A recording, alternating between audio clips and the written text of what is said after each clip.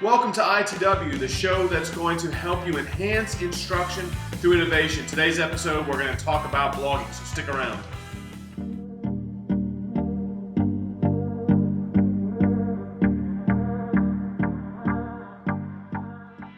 So as you can see, guys, we're not coming to you from the studio today. We have a little bit different of an episode. It's a little bit more relaxed episode, and you'll kind of see why in a second. Another thing is my partner in crime, Aubrey's not here. As you guys know, the Redskins took an L from the Panthers. Aubrey's a big Redskins fan, or if it wasn't that, I'm sure his fantasy team isn't doing too well. But anyway, let's go ahead and get started with today's episode. We're talking about blogging. At the end of our episode, we're actually going to talk to an instructor in CMS and see how she uses blogging in her classroom.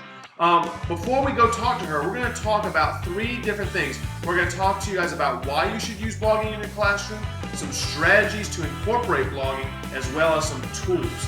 But before we do that, let's actually talk about what a blog is. So a blog is short for weblog. It's kind of like an online diary or journal, except blogs aren't necessarily private. Instead, they're actually created for an audience. And just like a diary or a journal, a blog is relaxed, making it an easy and comfortable way for students to begin writing. Blogs are actually written on all sorts of topics. Readers can usually leave comments, which lead to different discussions about what's actually in the blog. For example, a student can write about historical events, which can lead to discussion between the students about common questions, opposing sides, or just clarification.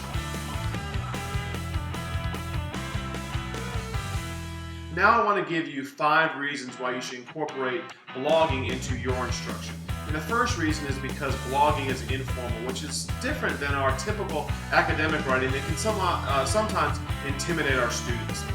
Next, blog writing takes the pressure off of the students and gives the students a voice in a very safe environment. The third reason is because blogging can really improve our students' writing skills and build their confidence as writers. By blogging, students can take ownership of their writing, become better observers of others' writing, and develop a better understanding of their audience. Next, blogging encourages experimenting and risk-taking, and that can foster an increased awareness of private and public writing. And lastly, students can see their writing develop over the quarter, the semester, or the entire school year. All right, now let's talk about some different strategies or ways that you can incorporate blogging into your classroom. The first way you can use blogging is students can use it just to publish their writing and educate others on a particular topic or something that you're going over in class. Next, you can use blogs where students actually collaborate with their peers, and a group of students can then take turns writing on a particular topic. Students can also use blogs to get feedback from others through the comments that are at the very bottom of the blogs, and they can collaborate that way. And students can also use blogs to create a kind of a page for their clubs, their teams, or different school events that are taking place.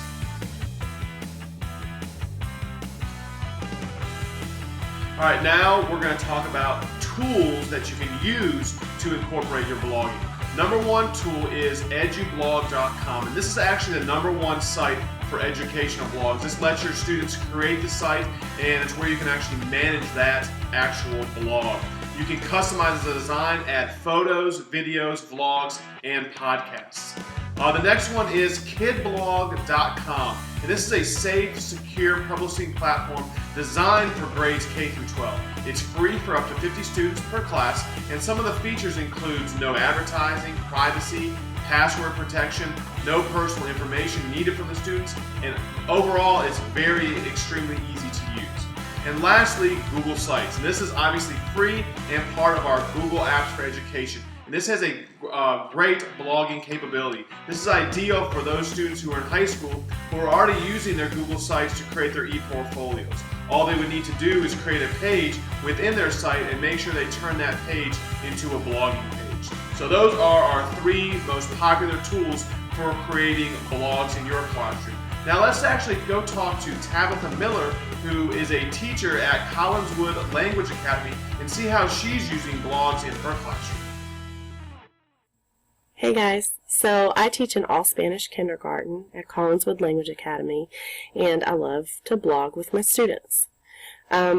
Towards the beginning of the year, what we'll do is we'll take lots of pictures to post on the blog, and we use an app called EasyBlog Junior, and you don't have to use that app. You could use something else if you want, but it really makes it easy to use the iPad, and it has pictures of all the kids so that the kids can participate in the blogging process even early on. So they'll click on their face, we'll take a picture, a video, an audio clip of something that they're doing, and then we'll post it to the blog. At that point, usually it's me that's writing the comments in English and Spanish so that parents can have an idea of what we're doing in class. It's a great way to communicate with them.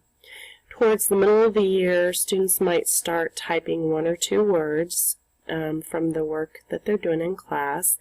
So they're just getting a lot of literacy support in that way, and a lot of 21st century skills, learning to use the computer.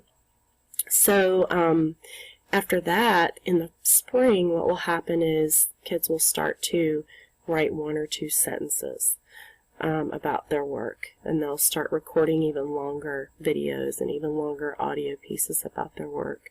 So I love EduBlogs. I love the EasyBlog Junior, and parents love it and the kids love it, and it's an absolutely wonderful way to support literacy in your classroom with your little ones. Thank you. Well, I want to thank Miss Miller over at Collinswood. She is doing some phenomenal things with her students and incorporating blogging into her instruction. Guys, that's going to do it for this episode on blogging. We really appreciate you watching. Once again, always remember to check out our blog on our CLN website, as well as nominate somebody for that Innovative Teacher of the Month. If you have any comments, questions, you can make sure you can hit us up on our Twitter. Our handle is @CMS2TheCore, or you can shoot one of us an email at our CMS Learns email address. Thanks for tuning in. Make sure you guys check us out next week for another episode of ITW.